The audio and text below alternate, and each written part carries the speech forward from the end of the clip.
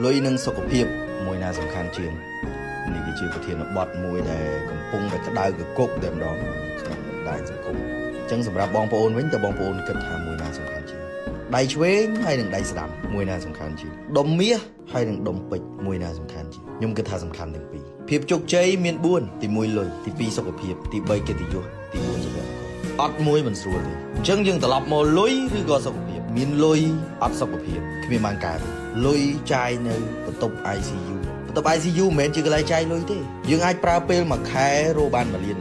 យើងមិនអាចយក$1 លានទៅទិញជីវិតឲ្យរស់បានមួយខែទេធ្វើការអត់មានពេលសម្រាប់រស់មិនបានយូរទេប្រឹងប្រែងរកស៊ីប្រឹងប្រែងរកលុយគ្មានពេលថែរក្សាសុខភាពងាប់ទៅលុយនឹងគេចាយជាមួយនឹងអ្នកក្រោយវាគ្មានណាទៅបួសទេសម័យនេះមានសុខភាពល្អតែអត់មានលុយសោះអត់មានមុខរបរអត់មានការងារក៏ជីវិតវាមិនពេញលក្ខណៈដែរព្រោះมันអាចដេកជាមួយនឹងអាទែបានទេมัน